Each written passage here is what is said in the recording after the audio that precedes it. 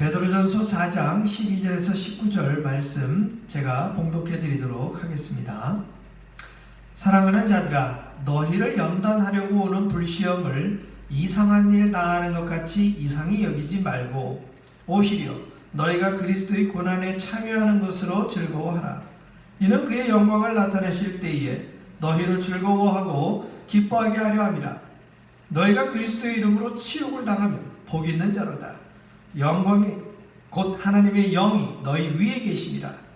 너희 중에 누구든지 살인이나 도둑질이나 악행이나 남의 일을 간섭하는 자로 고난을 받지 말려니와 만일 그리스도인으로 고난을 받으면 부끄러워하지 말고 도리어 그 이름으로 하나님께 영광을 돌리라.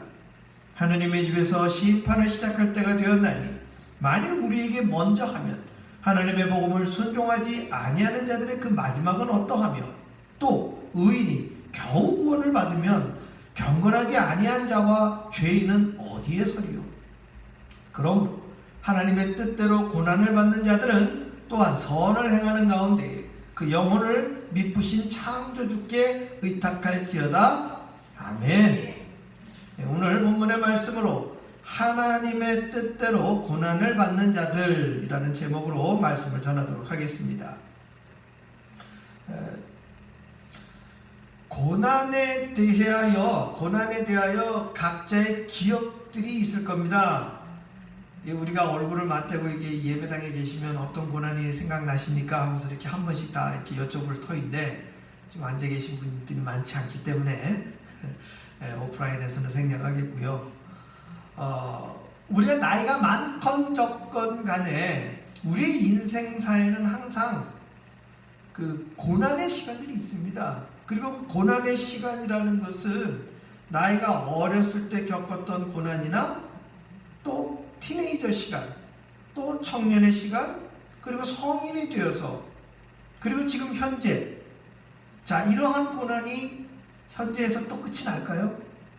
사실은 내일 우리가 예측하지 못한 고난을 우리는 만날 수도 있다는 거예요. 그래서 타종교에서는 인생은 고다.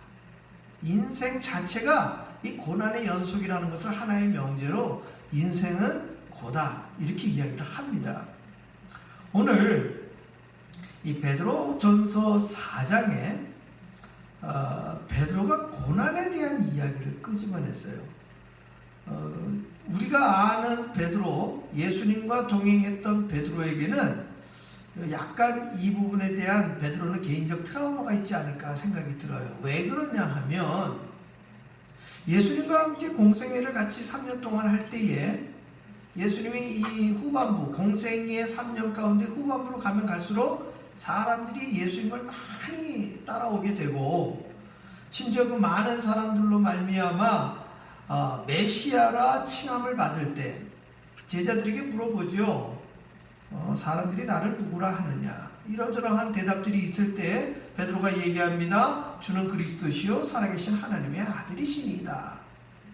예수님은 베드로의 이 고백 위에 교회를 세우시고 또 베드로가 알게 하신 것은 하나님의 뜻이라고 하면서 많은 제자들 앞에서 칭찬을 했어요. 그래서 예수님은 당신의 이 귀중한 사역 그리고 당신의 정체성을 깨닫는 그 순간 무슨 얘기를 하느냐? 십자가에 달려서 고난받으시고 죽으시는 것에 대해서 얘기를 했단 말이에요. 그런데 베드로 입장에서는 지금 이제 예수님과 한 2년 참 힘들게 먹는 것도 힘들고 잠자는 것도 힘들고 그런 모든 거 힘들게 왔지만 그 힘든 걸 참은 이유가 뭐예요? 예수님이 이 세상에 왕으로 등극하실 때 이 제자들은 완전히 튼튼한 동아줄 잡은 인생이라고 믿었기 때문에 그렇게 예수님을 따라다닌 건데 예수님이 뭐 하신대요? 고난 받으시고 죽으신다고 그러니까 그렇게 하면 돼야 안 돼요? 그렇게 하면 자기들의 꿈과 자기들의 기대는 어떻게 되는 거야? 이게 산산조각 나는 거 아닙니까? 그러니까 대놓고 뭐라고 얘기합니까? 주여 그리 마옵소서. 이런 식으로 예수님의 정말 가장 중요한 정체성을 이야기하는 자리에서 바로 면전에서 그것을 가로막는 사람이 또 누구로 등장하는 거예요? 베드로로 등장하는 거예요. 그래서 칭찬받았던 베드로가 대바람에 무슨 얘기를 들어요? 사탄아 내 뒤로 들어가라. 너는 나를 넘어지게 하는 자로다. 이렇게 책망받는 것 아닙니까? 그러니까 베드로 입장에서도 진짜 굉장히 기분이 좋았다가 어떻게 돼요? 굉장히 또 기분이 언짢아. 사람들 마음대로 자기를 뭐라 그랬어요. 예수님께서 사탄이라고 얘기까지 할 정도였으니. 또한 예수님이 말씀하신 그 십자가를 짓고 죽으시는 그 고난이 단순히 예언이 아니라 실제 사건으로 나타났어요. 이 겟세마네 동산에서 유다가 그 사람들에게 예수인 줄 알게 하려고 입맞춤을 한 뒤에 사람들이 예수님을 잡아갑니다. 물론 그 당시에 베드로가 칼을 꺼내서 어떻게 했습니까? 그 중에 있었던 유대인의 종이었던 말고라는 사람의 귀를 자르면서까지 나름대로 육탄방어를 했어요. 그런데 거기까지. 그 이후에 베드로의 행적을 보면 어떻습니까? 멀찌감치서 예수님을 따라는 가는데 드러내놓고 나서지를 못해요. 근데 그 뜰에 나갔었을 때 예수님이 산헤드린 공회에서 재판 받으시고 이제 날이 밝으면은 골고다로 끌려가시기 그 전날 밤에 그 뜰 앞에 잡혀 있을 때에 멀찌감치 있었던 베드로가 예수님을 계속해서 쳐다보고는 있는데 가까이 가요, 못 가요? 가까이 못 가요. 왜? 뭐가 두려웠을까요? 예수님처럼 고난받는 게 두려웠고 한 발 더 나아가 예수님처럼 죽을까봐도 겁이 난 거예요. 이거는 베드로의 신앙이 낮아서라기보다는 사람이라면 겪어보지 못한 첫 두려움과 공포에서 물러나는 것이 사실은 생존 본능이에요. 그럼에도 불구하고 거기에 있는 사람들이 베드로를 알아봤어요.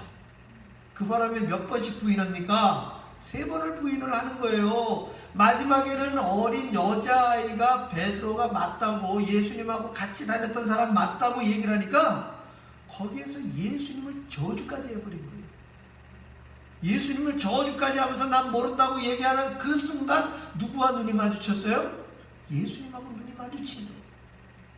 고난을 피해가고 싶었고 죽음의 공포를 피해가고 싶었던 베드로였기 때문에 결국 고난이라는 현실 앞에서 단순히 눈만 피해가고 몸만 피해간 것이 아니라 예수님에게 저주까지 하면서 눈을 마주쳤기 때문에 베드로는 그 이후에 부활하신 예수님을 디베랴 바닷가에서 만납니다.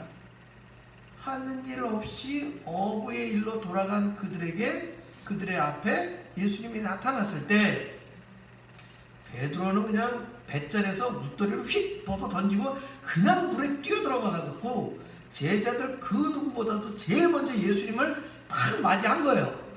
맞이했는데 그 순간 벼락같이 예수님과 눈이 마주치는 그 순간 어떤 장면이 베드로의 기억 속에 떠오르는 거예요? 그 뜰에서 예수님 저주하면서 욕하면서 예수님 모른다고 얘기했던 그 장면이 딱 떠오르니까 이분 있으되 할 말이 없어가지고 얼어붙은 듯이 그냥 예수님 앞에서 쭈뼛쭈뼛하고 있을 수밖에 없었다는 거예요. 결국 베드로의 입장에서 이 고난이라는 부분은 사실 자기가 제일 경험하기 싫고 겪기가 제일 싫은 정서예요.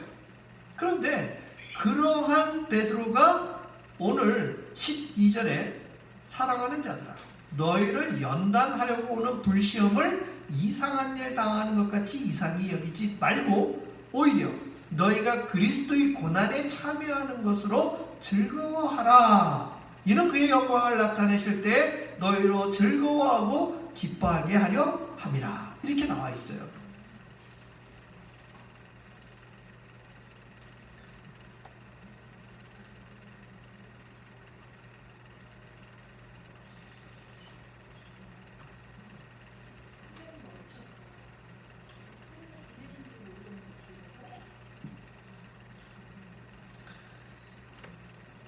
고난에 대해서 두려움이 있고 피해가기를 원했던 베드로가 지금 이 고난에 대해서 뭐라고 얘기하느냐? 그리스도의 고난에 참여하는 것으로 즐거워하라고 얘기합니다. 고난에 참여하는 것으로 즐거워하라.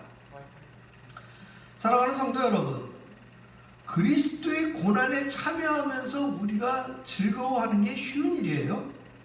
사실 우리가 예수 믿으면서 복받고 잘 살기를 원하는 것은 무탈하고 아무 일 없기를 바라는 마음이 우리 가운데 있어요. 그러니까 우리가 예수를 잘 믿는다고 한다는 것에는 어떤 생각들이 있느냐? 다른 사람들보다 우리가 세상적으로 잘 살고, 다른 사람들에 비해서 우리가 더 건강해야 되고, 다른 사람들에 비해서 세상 사람들이 우리를 바라볼 때 예수 믿는 나는, 예수 믿는 우리는, 예수를 믿고 있는 그리스도인들은 무엇이든지 더 나은 삶을 살아야 우리는 그것을 기쁘고 감사함으로 받아들이는 것이 우리 안에 무의식적으로 깔려 있다는 거예요. 우리의 이 기본적인 생각은 사실 이걸 벗어나기가 참 어렵습니다. 그래서 우리가 예수를 믿는 가운데 누군가가 불치병이 걸리거나, 우리 잘 아는 무슨 암 같은 거 있잖아요. 암 같은 게 걸렸을 때에 그리스도인도 얼마든지 암에 걸릴 수 있거든요. 그랬을 때 사람들의 생각은 뭐예요? 저 사람이 지금 무슨 잘못이 있나? 뭐가 잘못됐나? 뭐 죄를 지었나? 우리가 알지 못하는 죄를 지었나? 이런 식의 생각들을 은연중에 하게 된다는 거예요. 그리고 사업을 하시던 그리스도인이 갑자기 사업이 안 되고 부도가 난다든지, 이러한 어떤 경제적인 사정 역시도 마찬가지라는 거예요. 그거는 뭐냐? 우리 한국 사람들뿐만 아니라 우리 대다수 많은 사람들이 그 공자의 가르침에 의하면 입신양명이라는 게 있어요. 입신양명. 사회생활을 할 때에 사람들 앞에서 내가 아주 많은 사람들 앞에서 이렇게 나서는 사람이 되어야 되고, 내 이름자 하나만큼은 지명도가 있는 사람이 되어야 이 땅에 태어난 목적을 이루었다고 생각을 하는 거예요. 그렇게 되어진 생각이, 사고의 틀이 우리 안에 있다 보니까 우리는 예수를 믿어도 무엇이든지 예수 안 믿는 사람들 뿐만 아니라 예수 믿는 공동체 안에서도 우리는 어떻게 돼요? 입신양명을 해야 되는 거예요. 이러한 개념들이 특별히 우리가 교회 안에서도 직분을 맡을 때에 사실 그리스도의 직분을 맡는다는 것은 청지기의 사명을 감당하는 거예요. 이 청지기의 사명을 감당한다는 건 뭐냐면 다른 사람들이 하고 싶어 하지 않는 일을 예수의 이름으로 먼저 행함이에요.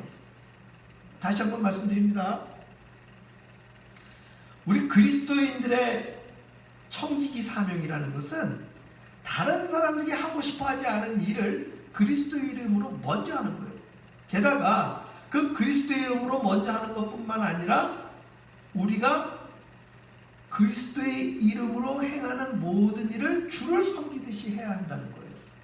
사람을 대하듯 또 어떤 일을 맡겨서 했을 때에도 그것을 사람들 눈을 의식해서 하는 것이 아니라 코란데요, 하나님이 나를 보고 계시기 때문에 그 일을 행하는 거예요. 그랬을 때에 세상에서 주어진 저와 여러분의 삶이 힘들고 어려운 고난의 시간이 있다 할지라도 우리는 누구로 인하여 기뻐하는 거예요? 하나님으로 인하여 기뻐할 수 있다는 거예요. 우리의 고난의 핵심의 의미는 거기에 있는 거예요. 예수님께서 그 모든 고난을 다 받으시고 마지막 십자가에서 다 이루었다. 그 6번째 말씀 다음에 7번째 말씀이 뭐냐? 아버지여 내 영혼을 주께 맡기나이다. 오늘 베드로도요 19절에 보면 이렇게 나와 있어요. 그러므로 하나님의 뜻대로 고난을 받는 자들은 또한 선을 행하는 가운데 그 영혼을 미쁘신 창조주께 의탁할지어다. 이렇게 되어 있어요. 무슨 얘기냐? 우리가 성경에 나와 있는 선을 행하는 것은 전에도 말씀드렸지만 착한 일 하는 것만이 선이 아니라 우리의 포괄적 개념의 선은 하나님의 말씀에 순종하는 게 선이에요. 하나님의 말씀에 순종하다 보니까 그 안에 우리의 착한 일, 선한 사마리아인같이 이웃을 돕는 일도 있는 것이고, 우리가 예배를 잘 드리는 신령한 제사를 드림으로 하나님을 기쁘시게 하는 이러한 일들이 우리 가운데 모두가 다 뭐예요? 선으로 작용하는 거예요. 그런데 이 선을 행함에 있어서 고난이 있다는 거예요. 그 고난의 첫 번째 모델이 예수님이셨어요. 예수님이 오신 이 땅에 오신 가장 첫 번째 목적은 무엇이었습니까? 하나님이 이 땅 가운데 선포하신 모든 말씀, 예수님을 향하여 주신 말씀을 다 이루시기 위함이었다는 것이죠.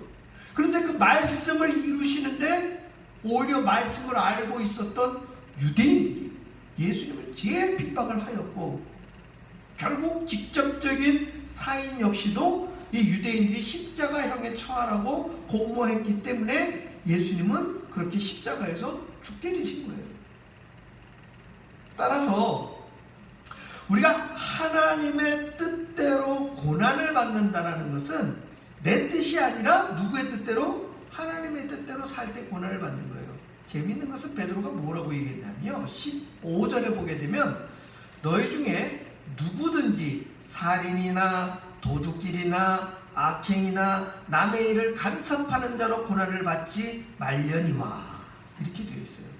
이 얘기는 뭡니까? 그리스도인들이 사회에서 저질러지는 악행을 통해 갖고서 고난을 받는 걸 나는 그리스도이니까 이 고난을 참아야 돼, 이런 식으로 생각하는 건 아니라는 거예요. 이런 식의 고난은 자기의 죄과로 인하여 받는 고난이지 우리 주님과는 전혀 상관없는 고난이라는 얘기예요. 재미있는 표현이요, 살인, 도둑질, 악행은 우리가 알고 있는 어떤 법률상의 악이에요. 그런데 그 뒤에 보면 뭐가 있느냐면 남의 일을 간섭하는 자가 있어요. 남의 일을 간섭하는 자. 사도 베드로가 지금 이 글을 누구한테 쓰는 거냐면 교회 공동체에 있는 사람들한테 쓰는 거예요. 바꿔 얘기하면 이 글은 예수 안 믿는 사람들한테 복음을 전파하기 위해서 쓰여진 복음서의 내용이 아니고, 이 내용은 현재 그리스도를 믿고 있는 교회 공동체에게 사도 베드로가 가르침을 주기 위해서 쓴 글이란 얘기예요. 그러면 살인, 도둑질, 악행, 이것은요 굳이 베드로가 언급하지 않더라도 누구나 알 수 있는 악행이에요. 그러니까 베드로가 얘기하고 싶은 건 뭐예요? 이거 남의 일을 간섭하는 자를 얘기하고 싶었던 거예요. 그랬을 때에 가고오는 모든 우리 세월 속에서 우리가 가정에서 남의 일에 간섭하는 거 뭐가 있을까요? 네? 부모가 자녀에게 하는 말이 자녀들 입장에서는 뭘로 들릴 때가 많아요? 그 잔소리로 들릴 때가 많아요. 그거 100번 이해합니다. 부모 입장에서는 염려로 이야기하는데 자녀들 귀에는 그게 잔소리로 들릴 수 있다는 거예요. 왜?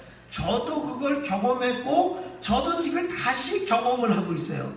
첫 번째 경험은 제가 잔소리를 듣는 사람의 입장이었는데 지금의 경험은 뭐예요? 제가 어느덧 잔소리를 하는 입장에 와 있다는 거예요.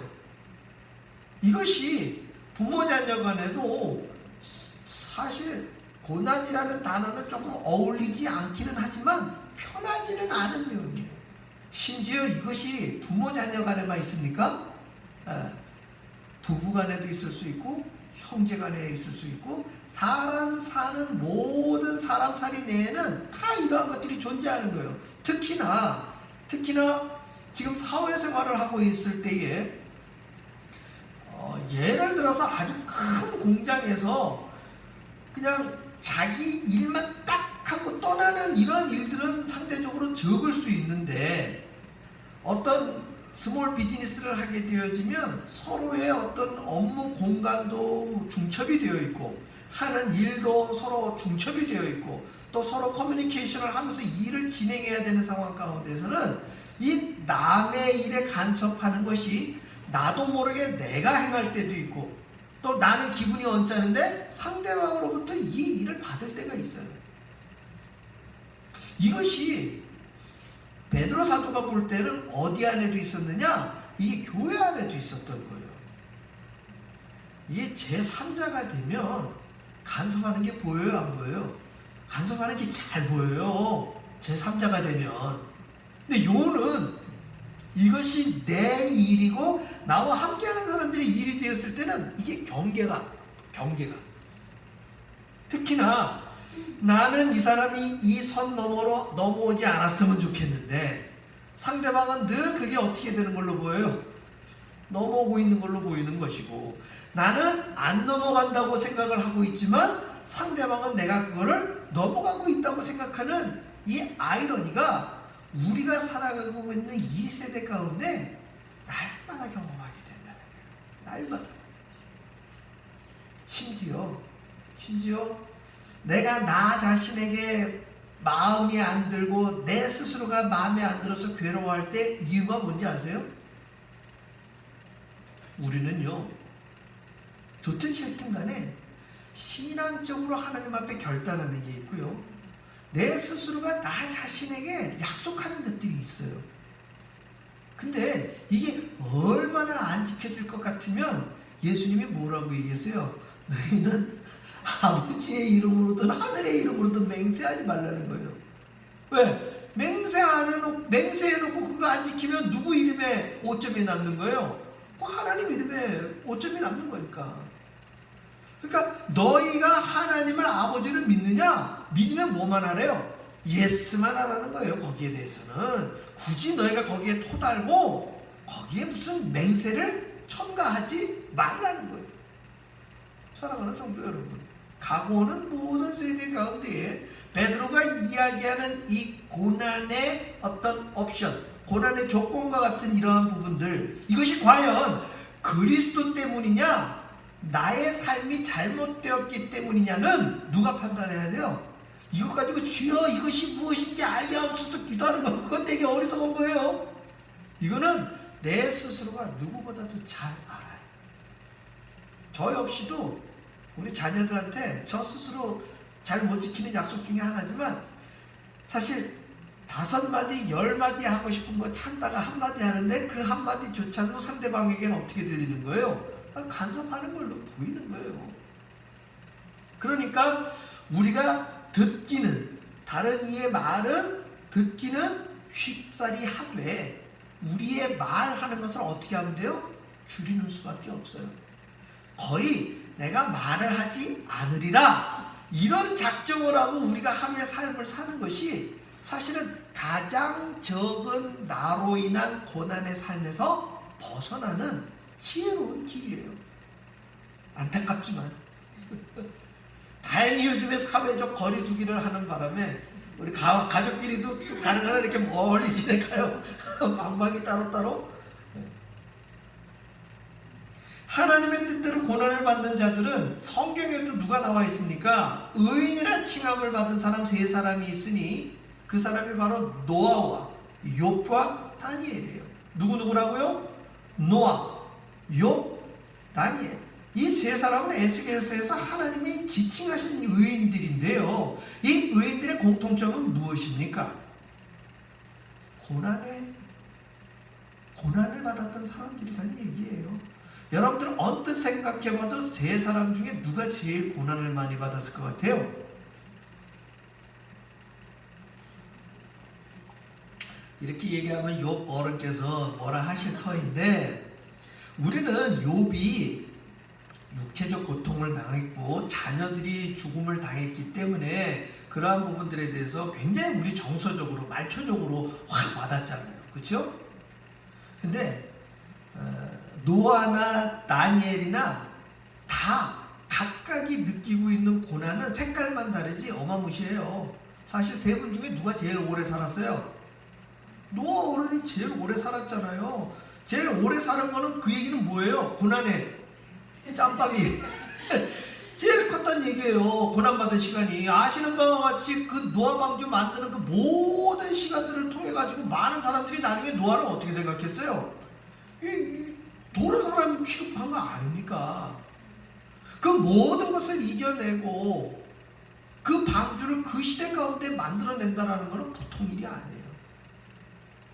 오죽하면 하나님이 노아에 대해서 당대의 완전한 자라는 표현가 있었잖아요. 그 어르신이 그 스트레스와 그 모든 게 해결돼 가지고 포도농사 짓고서 한 장 걸치시다가 그 실수를 하시잖아요. 그 지극히 인간적인 면모가 있는 사람인데 그 고난에 동참했을 때 얼마나 딱딱한 삶을 살았냐. 왜냐하면 자기의 행위로 인하여 하나님의 메시지가 오점을 남기면 안 되니까 뭐가 됐든지 간에 잘못은 진짜 하늘을 우러러 한 점 부끄럼 없는 삶을 노아 어른이 사신 거예요. 욥은 여러분들이 잘 아시니까 첨가를 안 하겠는데 다니엘은 왜 힘들었을 것 같아요? 다니엘은요, 왕을 3명을 섬긴 게 아니라 나라가 3번이나 바뀌어요. 나라가 3번이나 바뀌는데 그 3번이나 바뀌는 나라의 왕들로부터 총애를 받아서 항상 넘버 2의 자리에 있었어요. 뭐 대다수 저와 여러분이 정치를 하지 않기 때문에 그 정치인들의 스트레스를 우리가 깨닫기란 참 어렵지만, 여러분 그 정치하는 사람들이 술술을 걸어가지고 다니엘을 어디에다 보냈어요? 사자굴에 보냈잖아요. 사자굴. 우리야 뭐 사파리 같은 데 가가지고 창문이라든지 순에 빠진 그 사자 호랑이 차 타고 지나가면서 보니까 구경거리가 될는지 모르지만, 사실은 다니엘이 사자굴에 간 거는 뭘로 간 거예요? 그거 먹잇감으로 간 거예요, 본인이. 그러면 다니엘은 자기 인생에 사자만 만났으니까 무서웠던 것일까요? 그게 아니에요. 어마어마한 스트레스가 다니엘에게 있었어요. 그러한 모든 것들을 이겨내고 하나님 믿는 신앙을 지켰기에 하나님은 에스겔서에서 이 세상에 의인 3사람 꼽으라고 그러면 노아, 욥, 다니엘을 하나님은 꼽았던 거예요. 저와 여러분, 사자 같은 우리 고영주 앞에서 날마다 사십니까? 아니면 제 가운데서 내 고통을 겪는 것과 같이 가족을 잃은 슬픔 가운데 오늘도 거하고 계십니까? 아니면 노아처럼 지금까지 내 말을 들어주는 사람 한 사람 없는 삶을 600년 동안 살고 있나요? 아무리 돌아봐도 우리는 성경에 나타나 있는 고난받은 이 의인들의 삶과는 사실 거리가 아주 먼, 조금은 쉽고 조금은 편안한 삶을 우리는 오늘도 살아가고 있다는 거예요. 그랬을 때에 하나님의 뜻대로 고난받는 자들의, 이 고난받는 자들, 복수형에 되어 있는 이 틀 속에 저와 여러분 존재하고 있습니까? 만약에 아멘 하면서 쉽게 우리가 대답할 수 있다면 나는 어떤 이유로 고난을 받고 있는가? 이것에 대해서 우리는 다시 한번 생각해 봐야 되는 것이고요. 나는 요즘 너무너무 행복해. 아무도 안 만나고 혼자 있다 보니까 나한테 뭐라 하는 사람도 없고 삼시세끼 밥 먹으면서 집에서 가만히 있으니까 너무너무 행복해. 어떤 이는 저를 보고 웃고 있네요. 행복하다는 얘기인가 봐요. 이라 했을 때 그러면 나에게 고난이라는 것은 상관없는 일인가? 라는 것에도 우리는 한번 주목해 봐야 돼요. 물론 우리가 예수를 믿으면서 고난받지 않고 주님 부르시는 그날 우리가 착해서 할렐루야 아멘 하고 맞아들이면 얼마나 좋겠어요. 우리 베드로 어른이 그 부분에도 얼마나 그 기가 막히게 글을 써놨는지 17절 18절 한번 보세요. 하나님의 집에서 심판을 시작할 때가 되었나니 만일 우리에게 먼저 하면 하나님의 복음을 순종하지 아니하는 자들의 그 마지막은 어떠하며 또 의인이 겨우 구원을 받으면 경건하지 아니한 자와 죄인은 어디에 서리요? 무슨 얘기입니까? 예수 믿는 사람이 나 혼자 예수 믿고 아무 얘기도 온전하지 않고 나 정말 아무 잘못도 안 저질렀어요. 구원 받아요 안 받아요? 구원 받지. 그런데 그 구원받은 자리에서 정말 성경에 나와 있는 한 달란트 받은 자가 땅에 묻었다가 한 달란트 그대로 꺼내가지고 주님 앞에 내어놓는 것과 다른 것이 뭐가 있겠냐라는 거예요. 이해가 되십니까? 따라서 우리의 이 땅의 삶 속에서 주어지는 고난이나 내가 적극적으로 얻어질 고난이라는 것은 아까도 말씀드린 악행을 통해서 고난받는 것 말고 그리스도의 이름으로 우리가 적극적으로 나섬으로 말미암아 주어지는 고난들, 그것은 어떻게 보면 육체적인 힘듦이 있을 수 있고 정신적인 어려움들이 있을 수 있어요. 가장 대표적으로 제가 성경 읽기, 기도하기 이런 거 지난 주일날 제가 말씀을 드렸죠. 저도 성경 읽기 지금 3일을 하려고 마음 먹었는데 지금 하루밖에 못했어요. 아이들하고 하는 것이 하루밖에. 오늘 들어가서 또 준비해 놓은 걸로 또 하루 하면서 2번의 인증샷을 올려드리려고 하는데, 이러한 부분들이 우리 가운데에서 가장 소극적이고 작은 것이지만 적극적으로 행함에 있어서 나를 쳐서 복종시키는 첫발자국들이 된다는 거예요. 천리길이 어느 날 쉽게 저절로 되는 것이 아니라 이러한 일들을 행함에 있으면서 좋은 거룩한 습관들을 우리 가운데 만들기를 소망합니다. 그래서 주님 부르시는 그날, 주여 내가 주의 뜻대로 이러한 일들을 행하였나이다. 이 일을 기쁨으로 행하였나이다. 나는 기쁨으로 행하였는데 주님께서는 그걸 뭐라고 얘기하시는 거예요? 네가 나의 고난에 참여하였노라. 참으로 착하고 충성된 종이라 일컬음을 받는 그 순간에 우리의 고난이 기쁨이 되고 우리의 어려움이 저와 여러분의 노래가 될 줄로 믿습니다. 그 옛날 많은 믿음의 선진들과 먼저 형장에 이슬로 쓰러져 갔던 모든 순교자들이 그 고난을 다 기쁨으로 받아들였기에 오늘 우리가 상대적으로 평안하게 예수를 믿고 예배를 드릴 수 있는 줄 믿습니다. 바라옵기는 코로나 사태로 인하여서 우리가 예전과 다른 모습으로 예배를 드리고 있습니다. 이 이후의 세대들은 어쩌면 이전에 우리가 믿던 스타일로 예수를 믿기 힘들 수도 있어요.